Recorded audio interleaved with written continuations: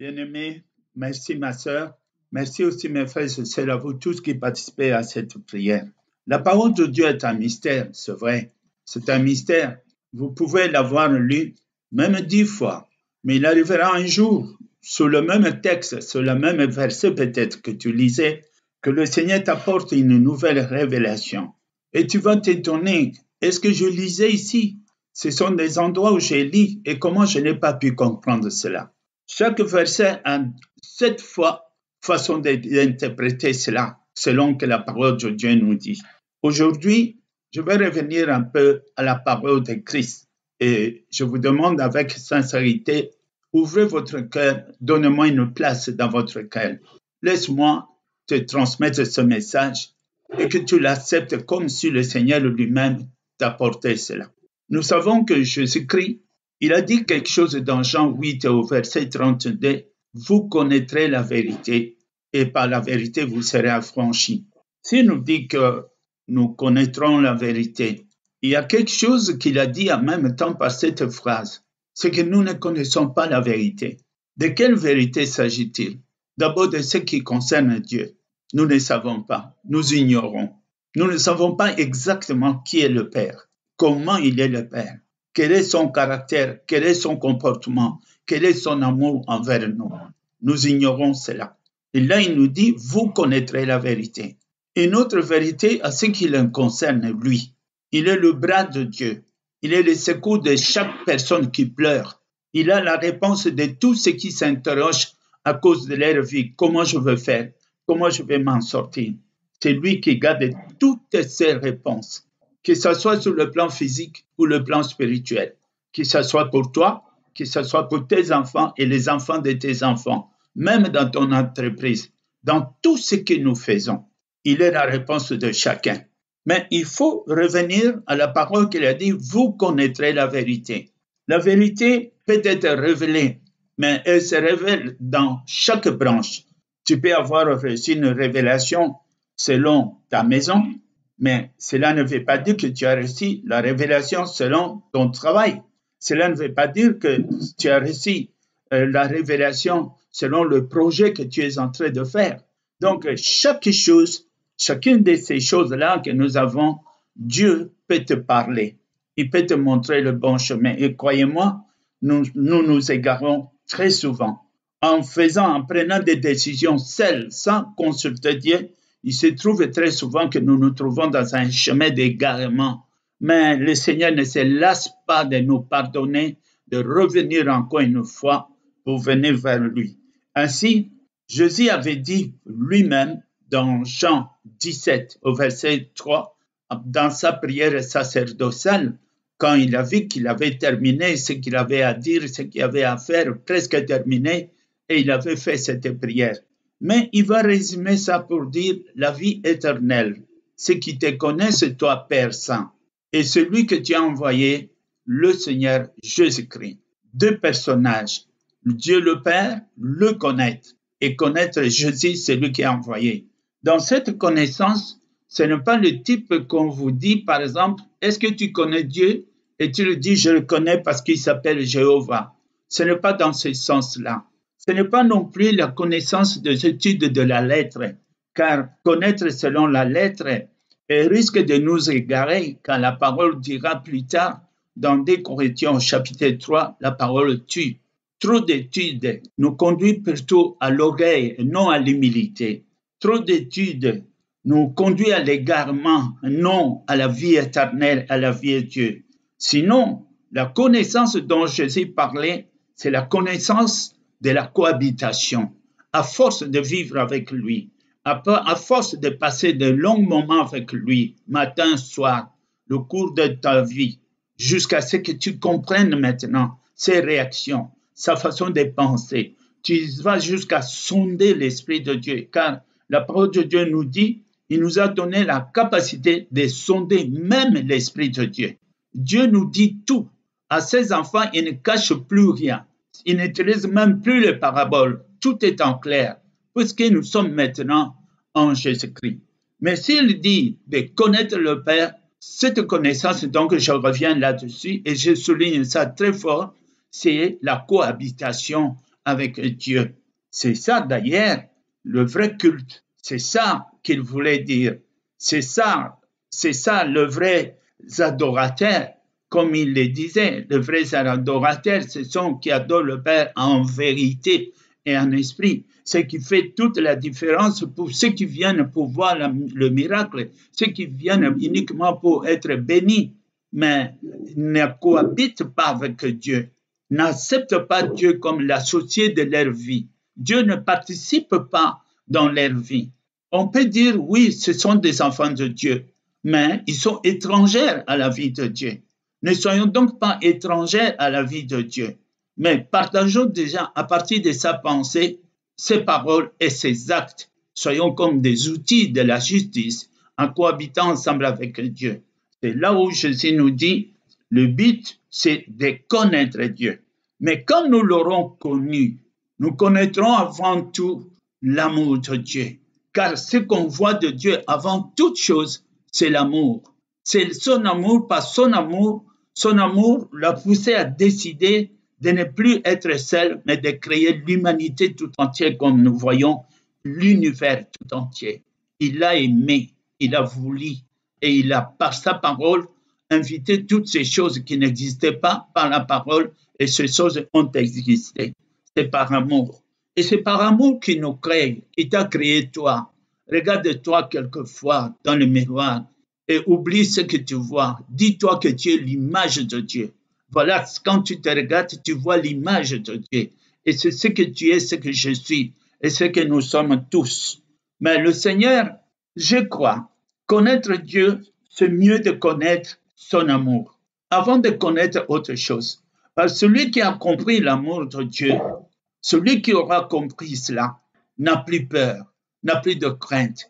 Car l'amour de Dieu est si grand, tellement immense, qu'aucun des péchés que nous pouvons commettre ne peut se mettre devant l'amour de Dieu. L'amour de Dieu couvre tout. L'amour de Dieu fait qu'il oublie même tout ce que nous sommes. Regarde, à cause de son amour envers nous, il va prendre Jésus-Christ, son Fils bien-aimé, et pour l'envoyer en quelque sorte en sacrifice pour nous. Oui, c'était triste. Même Jésus avait dit, Père, si possible, fais passer ce couple, s'il te plaît. Mais non pas ma volonté, mais la tienne. Mais quelle était la volonté de Dieu? L'homme devait être sauvé. Il n'a pas voulu que l'homme soit tenu comme coupable, lui. Il a pris toute la culpabilité du péché de l'homme. Il a fait porter ça à son Fils, qui est l'image visible de sa propre personne. Et Jésus a été à la croix pour cela. Jésus est mort comme un maudit, comme celui qui porte tout le genre de malédiction de l'humanité. Il est mort à cause de cela. Là, c'est l'expression de l'amour de Dieu. Voilà combien il nous aime. Quand tu comprends cet amour, je crois qu'il y aura plus d'espérance dans la parole, dans son entendement, dans l'obéissance, dans la vie, qui que tu sois, même un pécheur, même si tu étais criminel, oui, mais quand on a compris l'amour de Dieu, oui, il y a une espérance. Paul ne devait pas être un apôtre parce qu'il a fait tuer les chrétiens.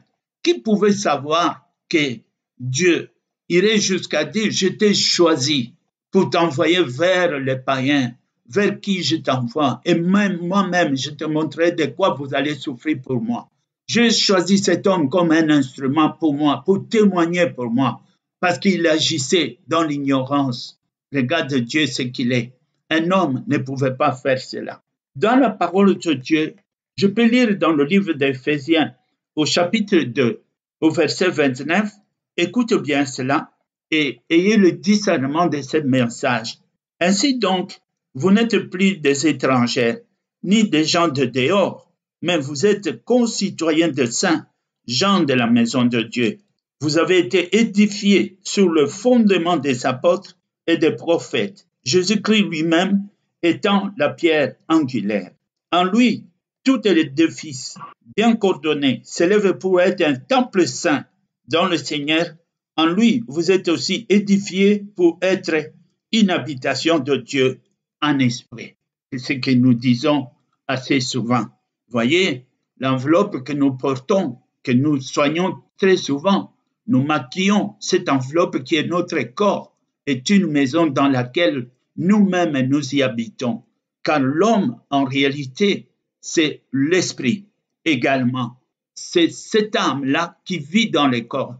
Et alors, si nous vivions dans notre propre corps comme une habitation, Dieu peut cohabiter ensemble avec nous dans ce même corps. C'est pourquoi, en venant chez nous, nous disons, oui, je ne suis plus seul, mais je suis avec Dieu lui-même. Si du moins tu l'aurais accepté, si tu as accepté le Seigneur Jésus-Christ et si tu as cru à toutes ces paroles, vous êtes donc gens de la maison de Dieu. Réfléchis à ce que tu attends aujourd'hui. Tu n'es pas n'importe qui. Tu n'es pas celui que le monde croit que tu es. Même toi-même, tu peux t'égarer dans ta propre identité. Tu ne sais pas ce que tu es au juste. Mais moi, je te dis, si ça valait la peine pour toi d'envoyer Christ sur la croix, je te laisse imaginer toi-même ce que tu vaux devant Dieu. Tu n'es pas n'importe qui. Je vous dis ça 10 fois. Tu n'es pas n'importe qui. Ne prenons donc pas en la légère l'amour de Dieu qui se manifeste en nous. Regarde ce que l'apôtre va dire dans chapitre 3 du livre d'Éphésiens. Il va dire ceci à partir du verset 13. Aussi, je vous demande de ne pas perdre courage à cause des afflictions que j'endure pour vous. Elles sont pour votre gloire. L'apôtre souffrait. L'apôtre passait des moments difficiles de persécution pour apporter la parole.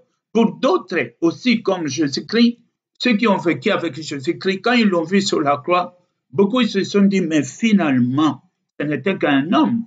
Oh, c'est dommage, ce n'était qu'un homme, le voilà, il est mort. Mais non, Jésus est vivant. Jésus a payé le prix, mais la terre ne pouvait pas la garder. Il est sorti de là victorieux, il est ressuscité, il est vivant. Sa résurrection, nous avons la preuve. La preuve, ce sont des miracles qui continuent à se manifester aujourd'hui au seul nom de Jésus-Christ. En aucun autre nom, vous pouvez voir le miracle que nous voyons aujourd'hui si ce n'est pas Jésus-Christ. Si Jésus n'était pas, alors son nom aurait disparaître et il n'y aurait aucune manifestation en prononçant son nom. D'ailleurs, Dieu avait dit par la bouche de Jésus-Christ, Dieu n'est pas le Dieu des morts. Quand il dit, je suis le Dieu d'Abraham, le Dieu d'Isaac, le Dieu de Jacob, c'est qu'Abraham vit, Isaac vit et aussi Jacob vit. Aussi bien que Jésus-Christ, comment ne vivrait-il pas alors qu'en lui, par lui, tout ce qui existe a été créé par lui. Jésus est la parole de Dieu. En d'autres termes, Dieu pouvait penser, mais quand il voulait parler, tout cela sortait de la bouche de Jésus-Christ. Il est la bouche de Jésus-Christ. Il est l'image visible de Dieu invisible. Donc, la parole de Dieu nous invite, comme le dit Éphésiens chapitre 3 au verset 14, écoute bien cela. À cause de cela, je fléchis les genoux devant le Père. Oui, ça valait la peine.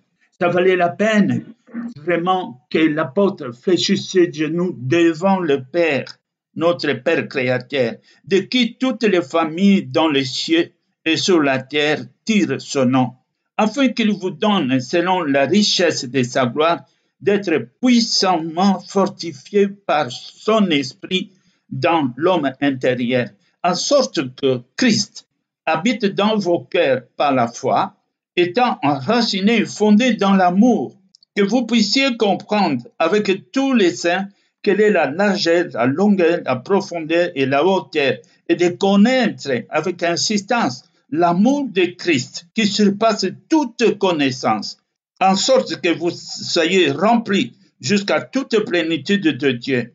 Or, à celui qui peut faire tout, qui peut tout faire par la puissance qu'il agit en nous infiniment, donc en Jésus-Christ, notre Seigneur et notre Sauveur.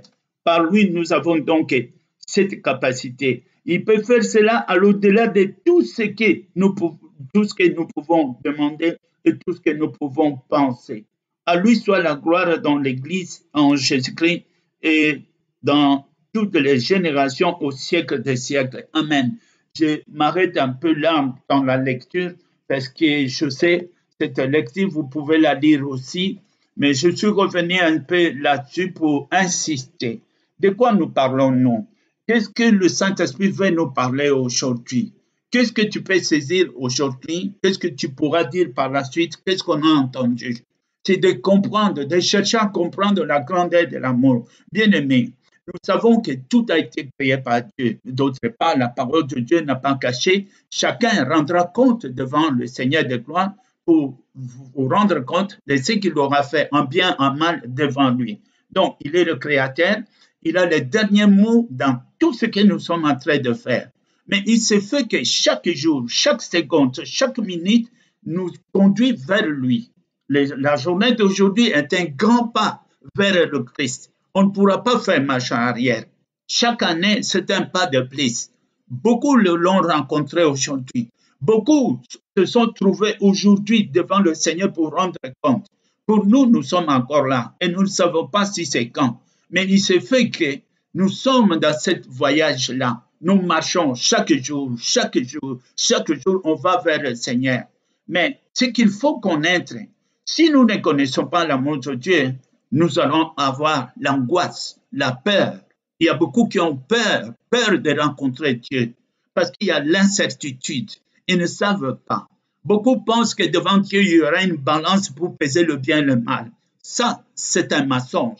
C'est le mensonge du diable, cela. Mais quand nous allons vers Dieu, il y a quelque chose qui doit nous habiter.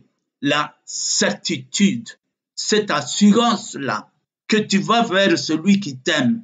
Bien-aimé, tu peux me dire que vous vous aimez. Vous pouvez être dans le couple pour dire on s'aime. Vous pouvez vous aimer, vous, vos parents, vos enfants. Mais l'amour de Dieu est au-dessus de tout amour. Parce que quand même nous nous aimons parmi nous, que ce soit dans la famille, cet amour est conditionné. Il y a toujours des points où là ne touche pas. Je t'aime, mais là ne touche pas. Parfois on ne le dit pas, mais il y a des limites partout. Il y a un certain moment, quand tu exagères, il va te dire non, je t'aime, mais cela ne veut pas dire que, voilà. Et là, ils se vont sortir des gros mots. Mais le Seigneur n'est pas comme ça. Le Seigneur nous a aimés jusqu'à donner sa vie, jusqu'à accepter la mort, jusqu'à verser son sang à la place de notre sang, d'accepter la mort à la place de notre propre mort. Il a fait cela. Et même qu'après, il est revenu vers nous. Et il ne nous abandonne pas. Et il nous dit, quand même, vous ne serez pas fidèles. Moi, je resterai fidèle. Quand même tu me trahis pendant ces moments, que tu m'abandonnes, moi, je resterai fidèle. Voilà ce que ça signifie. Alors, quand on entre là-dedans, pour chercher à comprendre réellement la grandeur de l'amour du Seigneur, je vous dis, ça vaut la peine. Ça vaut la peine. Je préfère même gêner, je préfère prier, même pendant des jours, pour que je puisse comprendre la profondeur de cet amour mystérieux qui est de Dieu. Que je comprenne cela. Parce que celui qui a compris l'amour de Dieu, il a automatiquement l'assurance. Tu sauras et tu auras la certitude que tu es pardonné, que tu es sauvé et que tu as une place là-haut. Vous comprenez? Ça, tu vas être sûr. À partir d'ici. Mais quand on ne comprend pas l'amour, on a peur. C'est la culpabilité. Même la moindre petite chose, pour toi, c'est la perdition. Tu ne passeras pas. Beaucoup se sont jugés avant même que le Seigneur les juge. Beaucoup se sont fait condamner eux-mêmes par ce qu'ils font, ne connaissant pas l'amour de Dieu. Alors que Jésus, quand on regarde Jésus, puisqu'il est le modèle, puisqu'il était la représentation de Dieu invisible dans le monde lors de sa visite, qui Jésus a jugé, qui Jésus a condamné, on lui a présenté des personnes qui méritaient la lapidation, qui méritaient d'être tuées et tout ça. Mais Jésus n'a pas jugé, n'a pas condamné, en aucun moment, jusqu'à la fin. Il n'a même pas jugé ceux qui l'ont crucifié.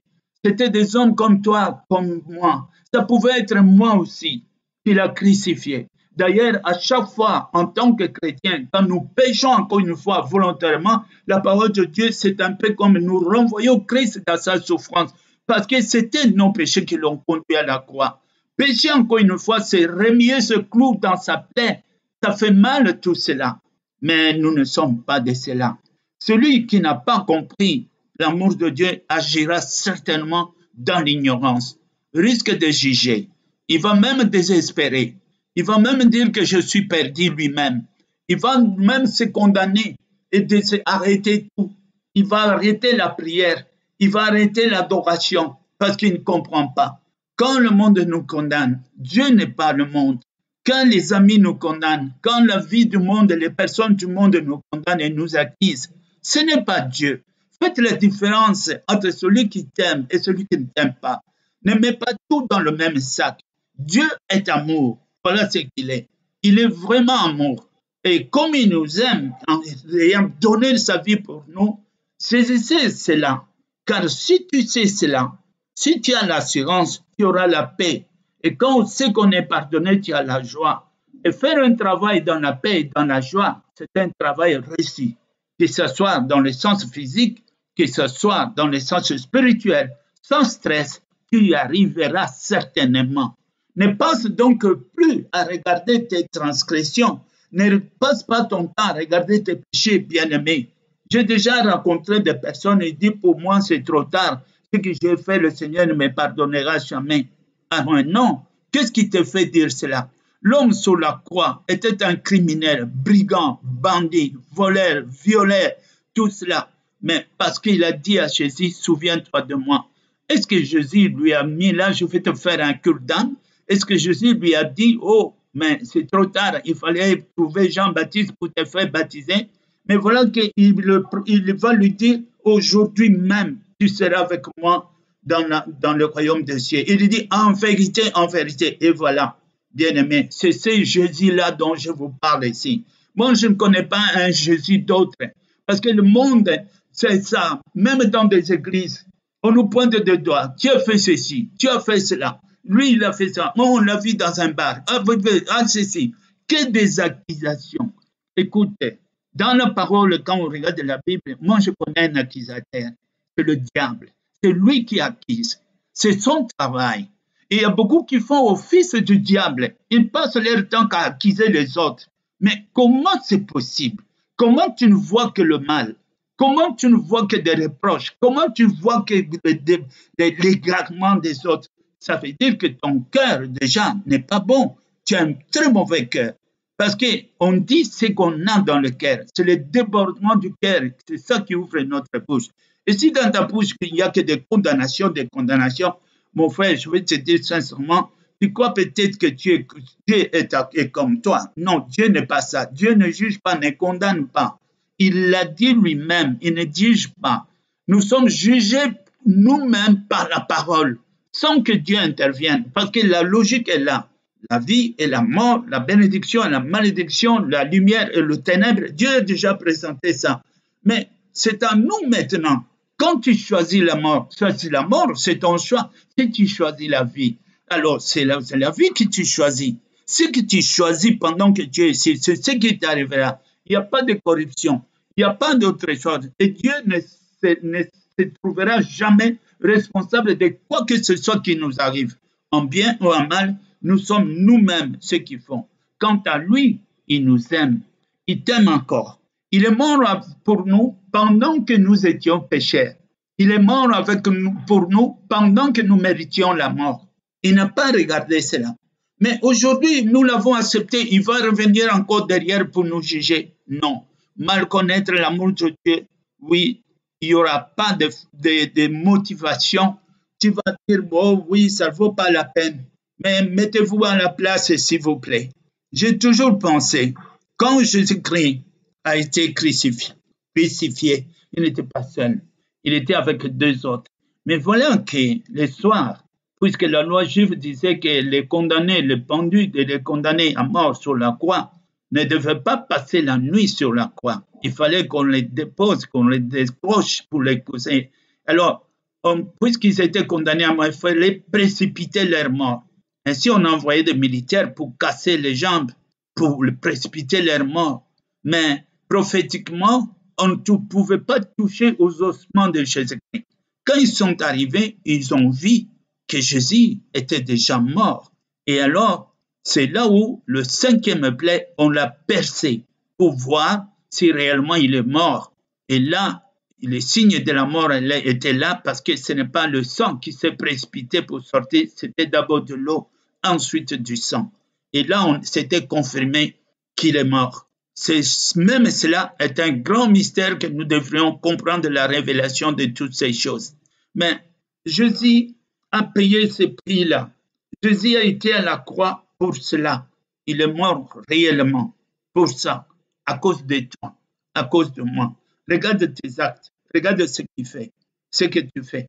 Je pense même aux militaires qui sont dans des combats, en train de tuer les autres. Mais une fois qu'on l'atteint, lui, il commence à pleurer et il va dire Jésus, Jésus. Vous savez, toutes ces choses, Jésus avait vu cela avant que les hommes ils ont besoin de lui. Mais aujourd'hui, il est venu là. Autrefois, on ne pouvait pas approcher Dieu. Moïse seul pouvait avancer, mais tout le peuple au bas de la montagne ne pouvait pas toucher la montagne. Mais ce n'est plus cela. Aujourd'hui, une porte nous a été ouverte par le sang de Jésus-Christ.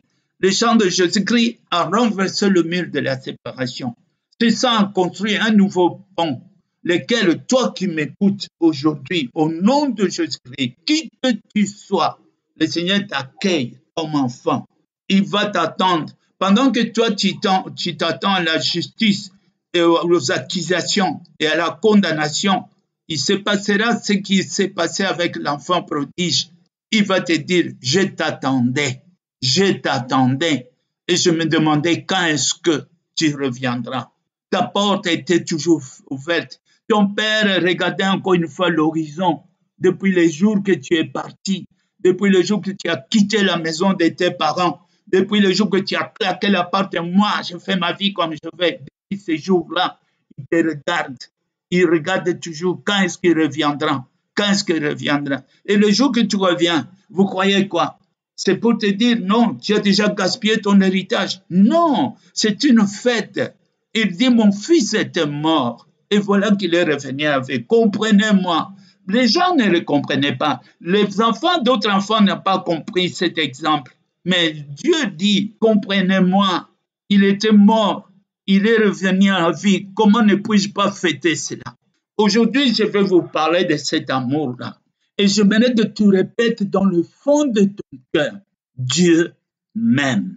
Dieu m'aime. Reviens chaque fois à cela. Avant que tu te juges, avant que tu te décourages, avant que tu abandonnes tout, avant que tu dis, bon, ça ne vaut plus la peine, avant que tu prononces ces phrases-là, moi je te dis d'abord que Dieu m'aime. Et tais-toi. Parce que pour cet amour, ce n'est pas toi qui as demandé, c'est lui qui t'aime pour des raisons que lui, il sait. Il t'aime pas parce que toi, tu lui as demandé. Il t'aime pas parce que nous sommes 500 défauts. Non, il nous aime. Parce qu'il se rappelle. Il sait où il nous a ramassés. De quelle poussière nous avons été créés. Quand et comment. Comment il a choisi nos parents. Comment, depuis que nous étions dans les seins de nos mamans, il nous voyait. Il a voulu que nous soyons. Bien-aimés, nous sommes là.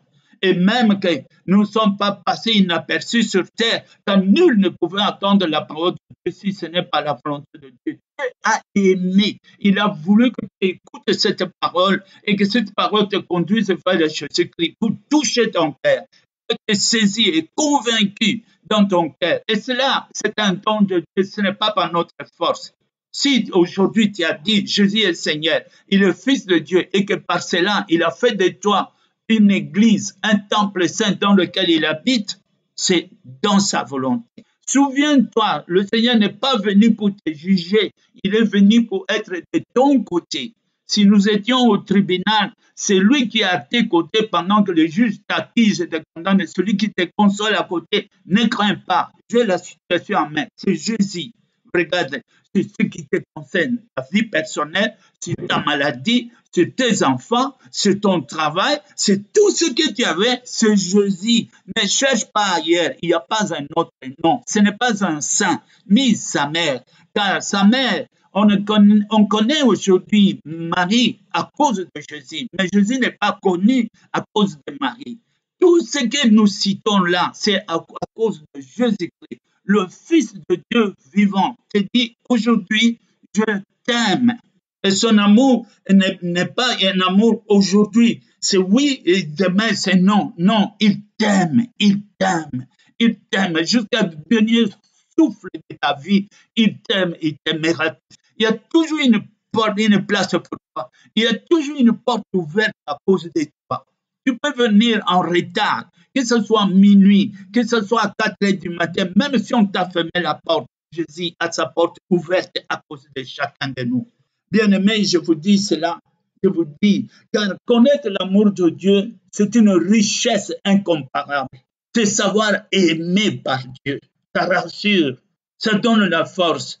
Parce que quelque part aussi, puisqu'il m'aime, il ne m'abandonnera jamais. Puisqu'il m'aime, jamais il se délaissera.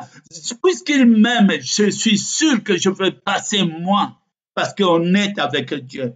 Il a dit désormais, il y aura des descentes, des anges, là où tu te trouves, de monter, de descendre, à tes services, parce qu'il mettra ces anges à notre service. Vous comprenez cela? Ces paroles, ce ne sont pas des paroles que des enseignements que les anciens ils ont réussi. Ça, c'est une révélation que nous avons aujourd'hui. Alors moi, je te dis aujourd'hui, là où toi tu es, ne regarde plus ce que tu as. Ne regarde plus ce que tu crois que cela te condamne. N'attribue plus dire, oh voilà, ne donne pas au diable la parole pour te dire, parce que c'est le diable qui dit ça. Tu vois, c'est trop tard pour toi. Tu vois, tu ne passeras pas. Tu vois, le Seigneur va te juger. Ça, c'est le diable, les calomniateurs. Mais le Seigneur, il a dit, je te pardonnerai et je ne me souviendrai plus de tes péchés. Je serai ton Dieu et tu seras mon peuple. Je t'appellerai mon fils. Je t'appellerai ma fille. Voilà ce qu'il a dit. Alors, où mettons-nous cette parole? Pourquoi quand le monde parle, on prend en considération de la parole du monde, pourtant que ce sont des paroles mensongères, et quand Dieu nous dit la vérité, nous ne tenons pas compte de cela. Non, ne faisons pas cela, mes bien-aimés. Je sais que comme nous prions aujourd'hui, Dieu veut que nous prions à tout moment, comme il a dit lui-même, à chaque jour. Oui, à chaque jour suffit sa peine. Pourquoi il a dit cela à chaque jour? Il a dit cela dans le livre de Matthieu, au chapitre 6 d'ailleurs, au verset 33. Cherchez premièrement le royaume et la justice de Dieu. La première chose, c'est cela, qui veut dire aussi, cherchez d'abord à comprendre dans quelle mesure, dans quelle grandeur, dans quelle profondeur tu es aimé par ton Créateur. Ça compte. Ça compte d'abord. Parce que là-dedans, il y a l'assurance, la protection, la gloire, la bénédiction, la délivrance, la guérison. Tout y est dans l'amour de Dieu. Cherchez d'abord à connaître ça et toutes ces choses que vous pouviez chercher te suivront. Celui qui est en Jésus-Christ, il ne va plus se battre pour sa bénédiction. Toi, ton combat, c'est de connaître et de t'attacher à Christ et les bénédictions vont te suivre. Quand tu vas regarder derrière, même des choses que tu ne demandais pas, se vont venir vers toi. Et le Seigneur, il nous dit au verset 30, ne vous inquiétez donc pas de lendemain. Arrêtez les soucis. La maladie des hommes, c'est parce qu'ils veulent comprendre la semaine prochaine. Ils veulent comprendre le mois prochain. En oubliant que le Seigneur a dit, chaque jour suffit sa peine. Ne vous cassez pas la tête pour les choses à venir. Ça, je prépare ça pour vous. Quand vous regardez, vous n'allez pas voir la bénédiction. Il y aura mensonge. En une seule nuit, tout peut changer. Pourquoi ne lui faisons pas confiance? S'il avait fait déjà les premières choses, pourquoi pas terminer ce qu'il avait commencé? Ne vous inquiétez donc pas de lendemain, car le lendemain aura soin de lui-même. À chaque jour suffit sa peine. C'est pourquoi nous sommes là. Aujourd'hui, au nom de Jésus-Christ de Nazareth, je vous dis ceci.